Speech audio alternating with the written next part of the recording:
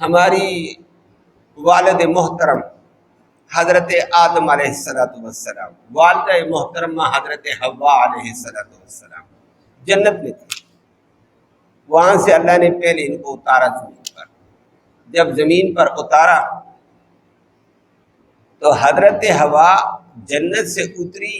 ان کو اتارا تھا مکہ کے قریب ایک زمین کے ٹکڑے پر، اس کو جدہ کہتے ہیں. آج کل بھی کیا کہتے ہیں؟ جدہ. جدہ عربی میں دادی اور نانی کو کہتے ہیں. تو ہماری دادی کون ہے؟ حوا. ہماری نانی کون ہے؟ حوا. اس وقت سے جدہ کو جدہ کہا. یہاں جدہ آئی تھی، نانی صاحبہ، دادی صاحبہ یہاں آئی تھی. جدہ اس وقت سے آج تک جدہ ہے، قیامت تک جدہ ہی رہے گا انشاءاللہ. حوا وہاں اتری تھی. اور حضرت آدم علیہ السلام کو اللہ نے جنت سے جب اتارا تو یہ ہند کے مشرقی کنارے مالدیپ میں یا سرندیپ، یہ مالدیپ اور سرندیپ دونوں سری لنکا کے کنارے لگتے ہیں. وہاں جا کر ان کو پھینکا. بہت دور سری لنکا، آپ جانتے ہیں کتنا دور ہے، عرب سے بھی دور ہے، ہم سے بھی دور ہے. تو یہ سری لنکا کے کنارے مالدیپ اور سرندیپ میں اتارا. دونوں نے توبہ کی ہے. یا اللہ، آپ کے حکم میں غفلت ہو گئی تھی. آپ نے درخت کے قریب جانے سے بھی منع کیا، لا تقربا هذه الشجرہ فتکون من الظالمین. ہم سے ہو گئی، کمی ہو گئی ہے، معاف فرما. کیا کم معافی مانگتے رہے دونوں کو. اللہ نے فتلقى آدم من ربہ، اللہ نے آدم علیہ السلام کو خاص کلمات سکھائے. آدم نے اپنے رب سے کلمے سیکھے. کیا قرآن کہتا ہے وہ کلمے کیا سیکھے؟ ربنا ظلمنا انفسنا وَإِن لَّمْ تَغْفِرْ لَنَا وَتَرْحَمْنَا لَنَكُونَنَّ مِنَ الْخَاسِرِينَ. یا اللہ، ہم نے اپنی جانوں پر ظلم کی، زیادتی کی ہے. اللہ کا حکم توڑے تو اپنے اوپر ظلم ہوتا ہے. اللہ تو ہمیں معاف فرما اور ہمارے حال پہ رحم فرما. اگر تو رحم اور معافی نہیں دے گا ہم ظالموں میں سے ہو جائیں گے، گھاٹے پانے والوں میں سے ہو جائیں گے.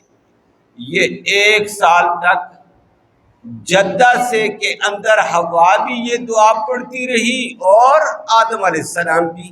اور آگے سفر کرنا شروع کیا ہے کہ ہماری ملاقات حوا کہتی ہے کہ میاں غائب ہے، اس کو دیکھوں کہاں ہے.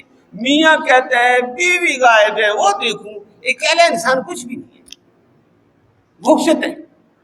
اب یہ وہاں سے چلتے چلتے چلتے چلتے جدہ قریب تھا عرفہ کے. وہ آج کل بھی گاڑی، اچھی گاڑی مل جائے تو آدمی گھنٹے سوا گھنٹے میں جدہ سے مکہ پہنچ جاتا ہے، عرفہ کے قریب آ جاتا ہے. نہیں تو عام گاڑیاں 2-2.5 گھنٹے لگا دیتی. تو حضرت حوا وہاں سے چلتے چلتے چلتے عرفہ میں آ گئی اور مالدیپ اور سرندیپ سے چلتے ہوئے آدم علیہ السلام یہاں پہنچ گئے. صبح کی نماز کا ٹائم تھا، 9 ذی الحجہ. تو صبح کی روشنی اور کچھ اندھیرا رات والا، کچھ روشنی غالب، اندھیرا کم کم. ادھر سے آدم نے دیکھا سامنے ایک انسان نظر آ رہا ہے آتا ہوا. ادھر حوا دیکھتی وہ سامنے سے کوئی انسان نظر آتا ہے. یہ کون ہے؟ جا کر قریب دیکھوں. ایک دوسرے کے قریب ہوتے ہوتے ہوتے ہوتے جب قریب ہوا، روشنی بھی تھوڑی سی ہو گئی، دور سے شبیہ نظر آئی. قریب ہوئے تو آدم نے پہچانا یہ تو حوا ہے، حوا نے پہچانا یہ آدم ہے. انہوں نے اس میدان میں ایک دوسرے کو پہچانا، اس لیے اس وقت سے اس کو عرفہ کہا، پہچاننے والی جگہ.